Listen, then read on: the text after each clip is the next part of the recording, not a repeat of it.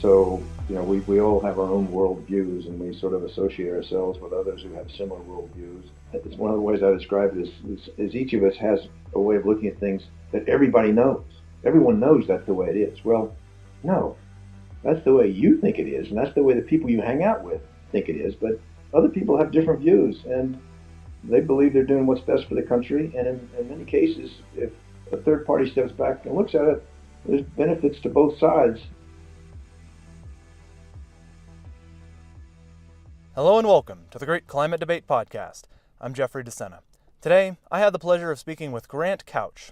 I met Grant a couple years ago through an organization called Citizens Climate Lobby. Grant has become a very active member in his retirement, so much of our conversation focuses on his activity with CCL. Our conversation ranges from his time on Wall Street to his experience in climate change activism and even touches on spirituality. One thing to note is that Grant mentioned a 14-month sailing voyage with his brother.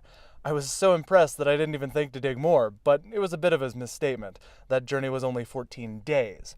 Still quite an adventure, I'm sure, and as it turned out, very influential in his understanding of climate science. Our conversation does get a bit into the weeds on the carbon fee and dividend policy proposal at one point. So for a bit of context on Citizens Climate Lobby, CCL is a global organization, almost entirely made up of volunteers, well over 100,000 of them at this point.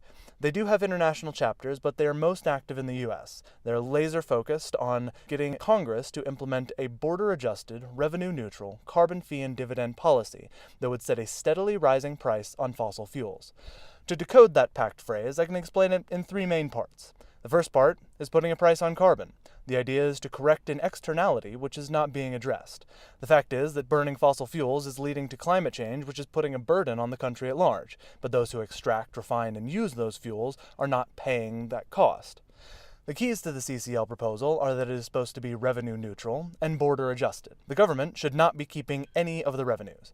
Instead, all of the money that is collected is injected back into the market through a dividend that goes to every American taxpayer. I say taxpayer because they propose using the IRS system to track recipients. The final piece is the border adjustment, which would put a tariff on goods imported from countries that do not similarly price carbon. I'll let Grant sell the proposal, but from its market-based approach, you can probably guess that he's not your typical left-leaning environmentalist.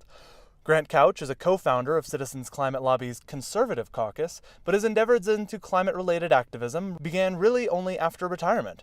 His career positions include COO of Countrywide Securities Corp., chairman of the board of Manhattan Bancorp and Bank of Manhattan, and CEO of Sounds True, a publishing company based in Boulder, Colorado, with a stated mission to disseminate spiritual wisdom. Grant is also a board member and sensei with Zen Peacemakers, an organization that highlights the great lessons of history, provides social services, and teaches Zen meditation. Grant now serves on the investment committee of Boulder-based venture capital firm Aravipa Ventures, which focuses on impact technology in Colorado. I wanted to get Grant on the podcast because I think he perfectly bridges the divide that shows itself so clearly in the climate change debate. He's a fiscal conservative and classical liberal, but he believes that a simple government action could have serious benefit. And he believes that solving climate change, instead of being so divisive, could actually be a mission around which Americans can come together. I'll shut up now and let Grant explain how, so without further ado, I bring you Grant Couch.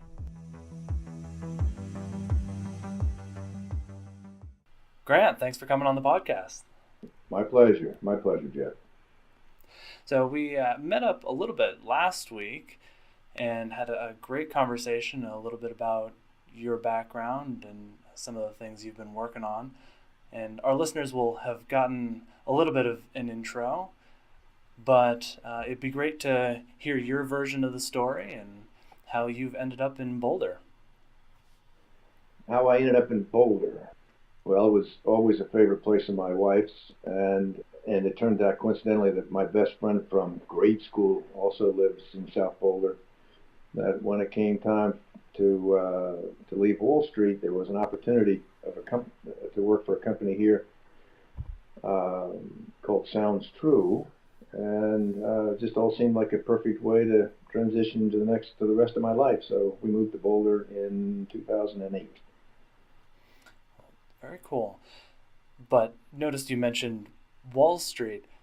Boulder seems like the kind of town where Wall Street might be a dirty word. Oh, that's interesting. For some people, yes, for sure. And the company I worked for was Countrywide, And in 2008, 2009, that was definitely a dirty word for a lot of people. Um, but what was more more interesting, I think, is that while Wall Street might be something that a lot of people in Boulder didn't like, and certainly countrywide, the fact that we moved here from California was even worse. California's back then, and maybe less so now, but California was not liked by Coloradans.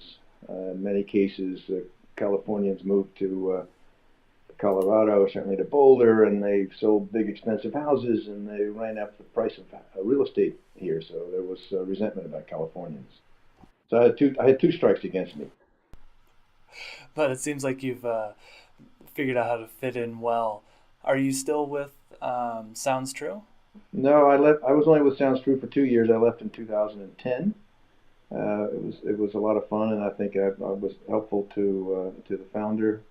And it was a great experience. It was fun to go from a very testosterone-filled world of Wall Street to the very feminine world of Sounds True, publishing spiritual teachings. It was really a wonderful experience. Excellent. And if we have a little time, maybe we'll dig a little more into that. But do want to change gears and move over to the climate change topic. So when did you first start paying attention to the whole climate change issue? I guess I remember seeing Al Gore's film when it first came out, Inconvenient Truth. So I saw that, and of course, reading papers, one was hearing about global warming and climate change, and I'm sure I would have noticed it back in the 90s. I'd always been sensitive to pollution and recycling, and trying to be sensitive to buying a car with good miles per gallon when I want to buy a new car. And it was sort of sensitive like that. But it was only after I retired from full-time work that I decided to look into what it was I wanted to do with this next phase of my life. And for some reason, climate called me. I approached it as an agnostic. I didn't really know what all the fuss was about. I didn't know how serious it was. Didn't know whether there was anything to do. But I had plenty of time, and as an engineering undergraduate with an engineering undergraduate degree, some understanding of science, I dove into the science papers, and as an MBA and Wall Street guy, I was able to dive into the economic papers. And after 6 or 8 months of part-time study, because I was still enjoying the retirement thing, but I really came to understand that it is a very, very serious risk, that it's something that is potentially existential for our well-being, a challenge to our well-being both as Americans, but for the whole globe. And then also, more as importantly, that there was a possibility for me to actually contribute to a potential solution. So that was when I decided to get involved with Citizens Climate Lobby, because I felt that their solution, the one that they were advocating for revenue neutral price on carbon, was one that satisfied the needs to address the problem. Right, well, I definitely do want to get into CCL and the proposal, but would like to dig a little bit deeper into what that few months of part-time study actually looked like.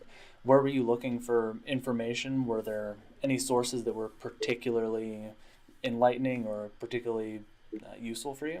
Oh, I went through lots of research papers and many, and I remember part of that time I had the pleasure of spending 14 months at sea crossing the Atlantic with my brother, and between our cocktails at dinner and a bottle or two of wine, we had plenty of time to read and discuss things. And I went through many papers on that trip because there's lots of time to read when you're just at sea.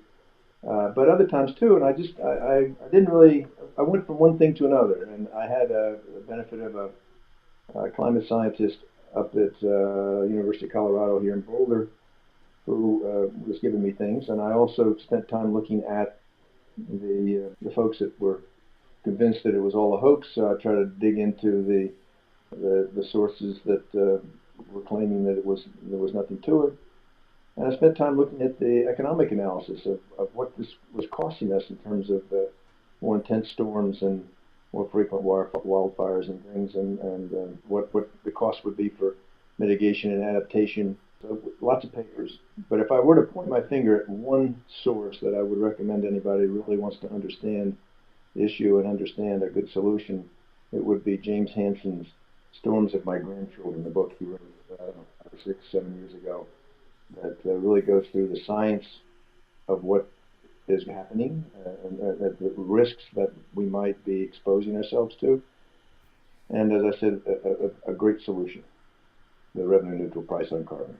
And do you think your technical background really helps you understand the science of it? Because you studied mechanical engineering, correct? Right. Yeah. Yeah, I think so. His book can be a bit deep. I mean, I appreciated it, but I know from speaking to others who don't have any kind of science technical background, it can be a little bit challenging. But I really appreciated it. I think it's a great way to really get into the issue. Mm. Do you think it's necessary to have that kind of technical understanding to understand the risks? No, I don't. I don't think so. Because if you can't really understand how greenhouse gases work and what the risk is of an elevated temperature in the atmosphere and elevated temperatures in the ocean, then it might be difficult to understand how it is that we are at risk for sea level rise and at risk for bigger areas of drought and major weather pattern changes and things. So I suppose that could be the case. But for me, I just get it. And I became completely convinced that it is a big risk. If you don't understand the science, then I guess you have to try to understand it a little better or count on someone else to explain it to you. Very true. And about that time, you also discovered Citizens Climate Lobby. Can you tell us a little bit about that process and how you got involved?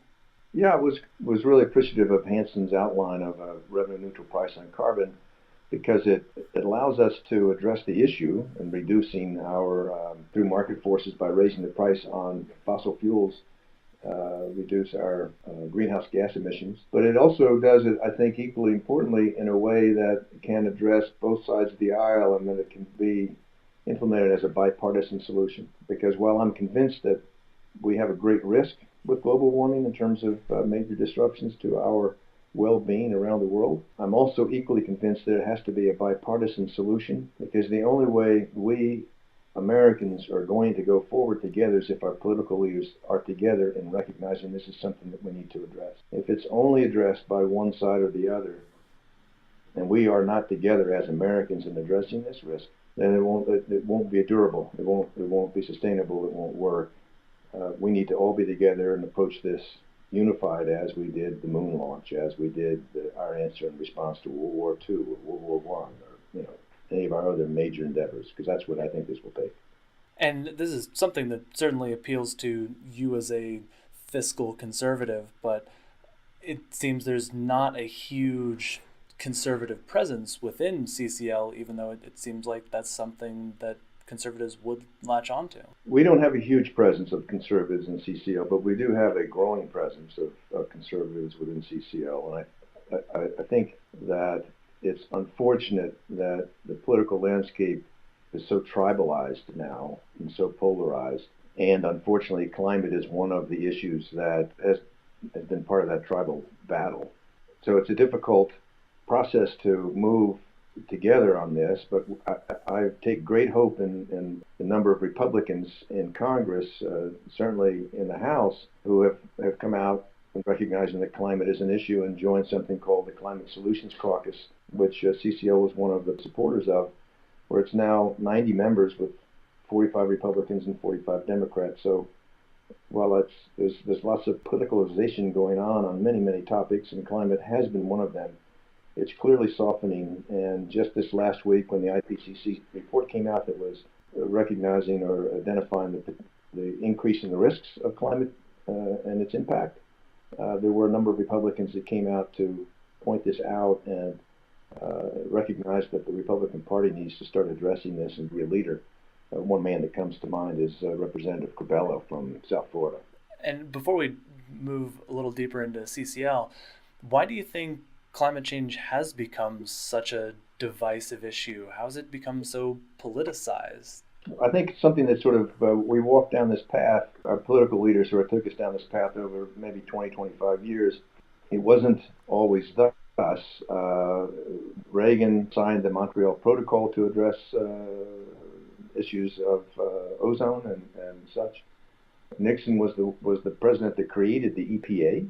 But as we started advancing towards recognizing that we need to do something about greenhouse gases, there was a pushback from the Republican side in terms of what impact might be on the economy. At that time, there wasn't a recognized solution that was being advocated broadly, like revenue-neutral price on carbon. And I think, too, there wasn't as much evidence that we've since developed in the last 20 years showing how much we've warmed.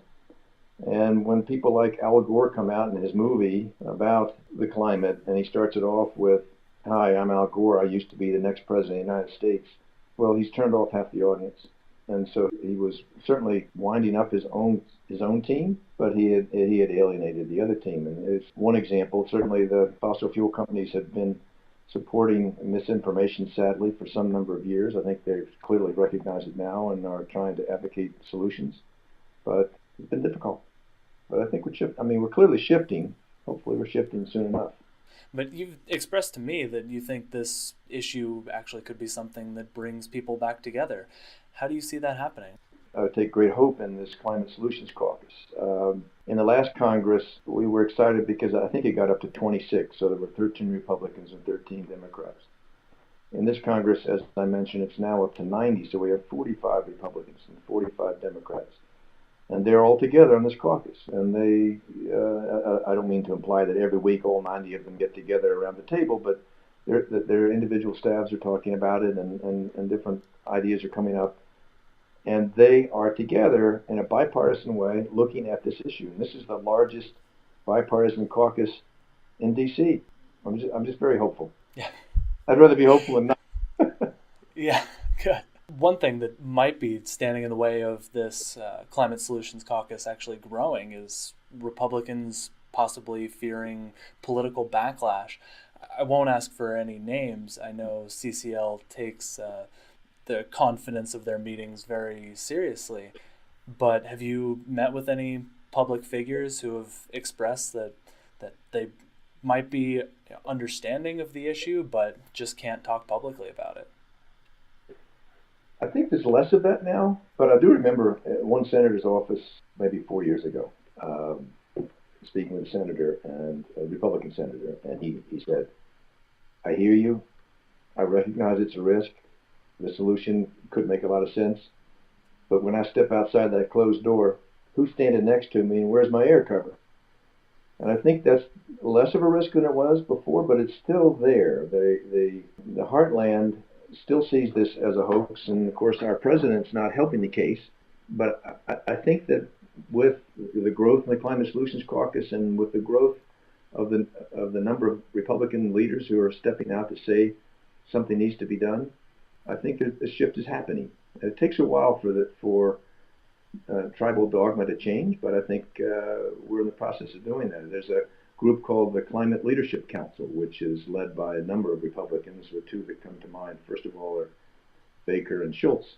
Yes, they're older and, they're old lions and they're not, currently in government, but they are thought leaders and respected members of the Republican Party. They're advocating for doing this very similar thing to what Citizens Climate Lobby is advocating for. There's a group called the Students for Carbon Dividend, which is a group of college clubs. And I know there's over 20 college Republican clubs. There's more college Republican clubs that are part of that group than there are college Democratic clubs. But these are the millennials, and the millennials are looking for something that needs to be done. They recognize that the planet is going to be around, supporting them for a lot longer than it is for us old folks. And so I take a lot of hope with that too. Yeah, it sounds like there has been a lot of talk about putting a price on carbon. I don't know if you heard about Initiative 1631 in Washington State, that they're trying to put a price on carbon, at least in Washington State. But it seems this is not the first time they've done this. They tried back in 2016, and it seemed to have been the perfect example of the perfect being the enemy of the good, where the environmentalists didn't get on board because they thought it was too lenient. What do you think of such measures like this on the state level, and do you think you might face similar kind of pushback from people who want harder solutions that would be a little more restrictive than the carbon fee? So first of all, in terms of what do I think about state initiatives, I think they're great. We are a country of states, and I'm a big advocate of states' rights and state initiatives, and so I think that's wonderful. Any state that wants to try to address greenhouse gases on their own, fantastic. I'm only working on the national level because I think that it's critical that we have border adjustment so that we're not exporting jobs and we're not exporting greenhouse gases, and states can't do that. So it's tricky for a state to put in place something like this without having to have a negative impact on their own manufacturing base, I think, where it's much easier to address on a national level. The second one is what about the pushback from green groups that want more done? That's a big issue. It's a big challenge, and it's so disappointing. It's disappointing to me because, as I said before, I am completely convinced this is a big risk, and we should be doing something about it. And if we can do something about it without a macro cost, like a revenue neutral price on carbon with the dividend, then we should be talking about it, and we should be just figuring out the details of how we get it in place. The problem is that the sort of radical green groups want to do something that isn't consistent with Republican principles as well as Democratic principles. And so they want to jam down something. They want regulatory controls. They want to outlaw some activities. I mean, they're things that may, in their minds, be necessary to solve this problem as soon as it needs to be solved. But I frequently don't see how they have an understanding of how to get this through and recognize the consequences of jamming something through that doesn't have bipartisan support. I think that it could potentially be disastrous for the country and not be successful. So I don't think it would address the issue long term and wouldn't be successful. So that's a challenge, and I don't have an answer to that. Fortunately, there is within CCL several groups that are working on reaching out to different communities that have legitimate risks. I know one of the concerns that some of these communities have is that their people live near big polluters, so they generate greenhouse gas, but they also generate a lot of toxins. It's having a negative impact on the communities, and for them, that's a more immediate concern that needs to be addressed, far more important than greenhouse gases.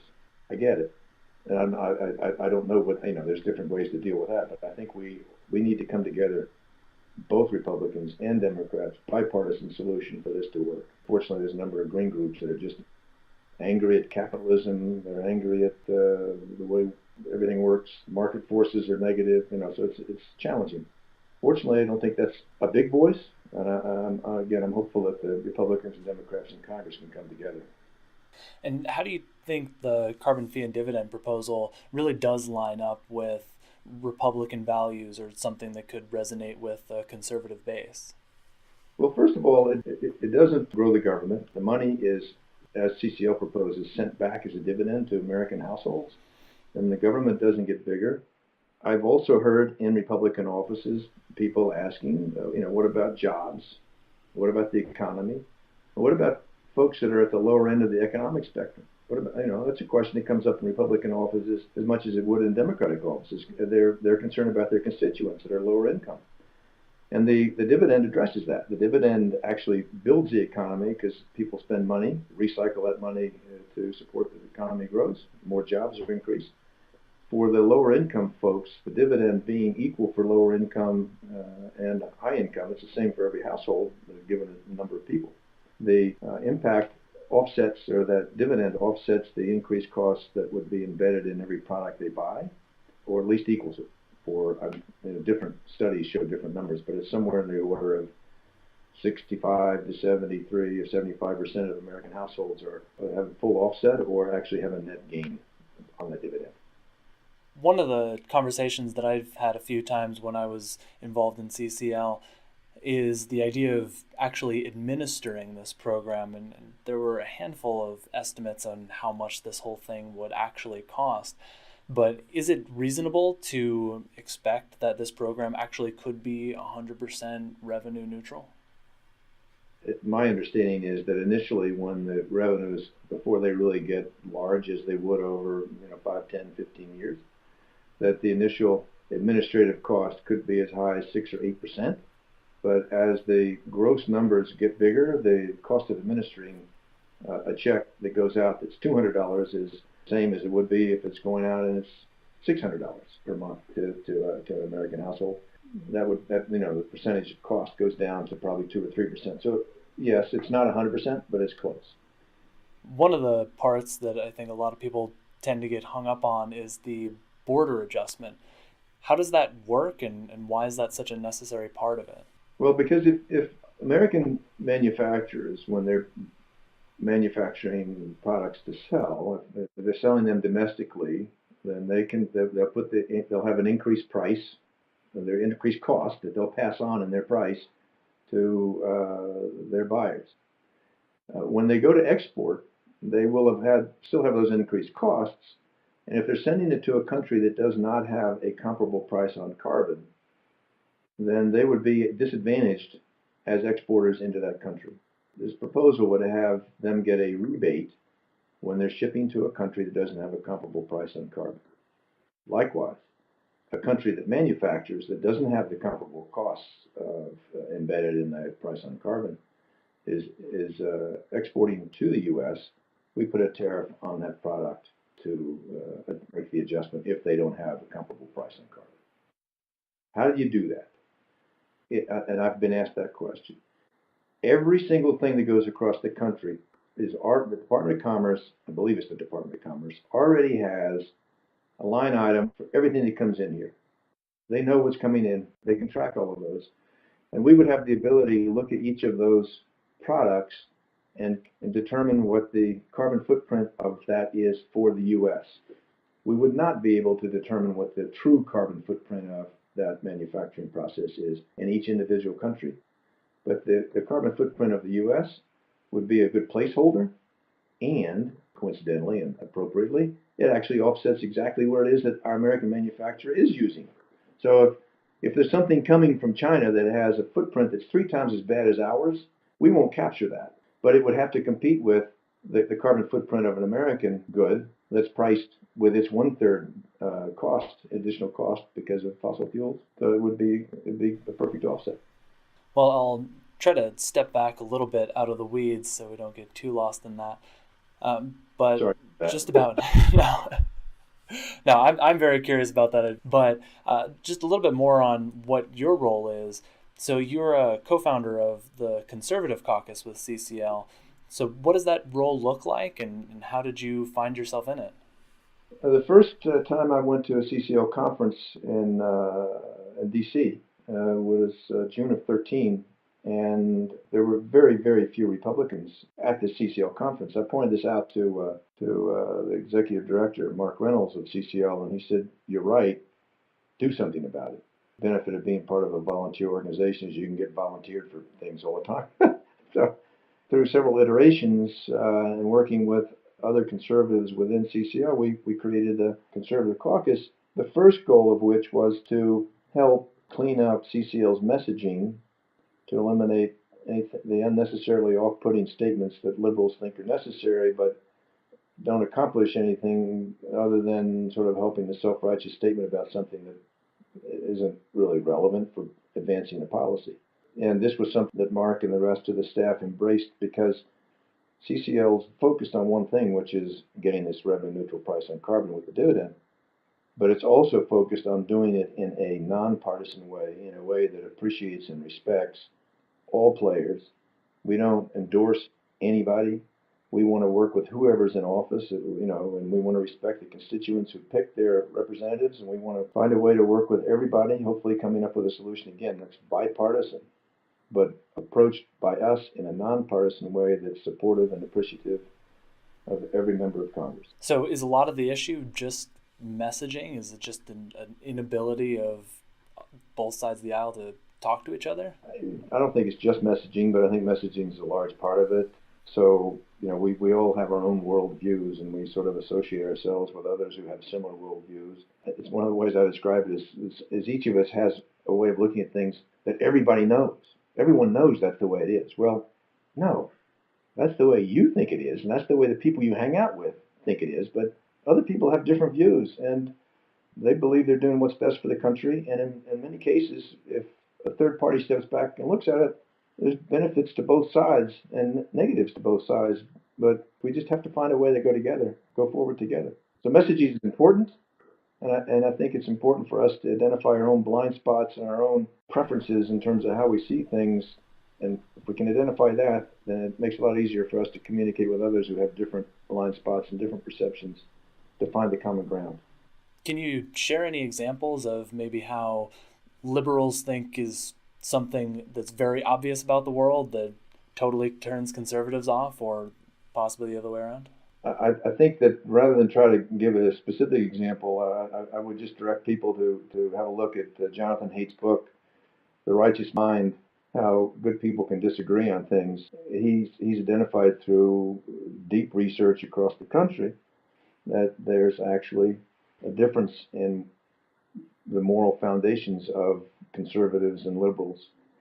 And while one might dispute the other side's moral foundation building blocks and which ones are more important than others, it is a reality. And if we can identify and recognize what our view is and understand that others may have a different view, then again, it's a way for us to try to find that common ground. One example of his 6 building blocks is there are 3. There's sanctity, authority, and loyalty that are very important for conservatives.